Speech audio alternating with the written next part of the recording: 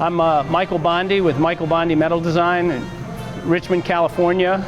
We've been doing the restoration work on the Presidio Veterans Cemetery fencing and entry gates. These gates are believed to have been made around 1915. They are definitely pre-World War II. They're traditional wrought iron and cast iron. And some of the castings were missing. We have straightened the gates up. We have redone the pivot hinge at the bottom. The mortise and tenon joint was a traditional technique prior to the electric welding process.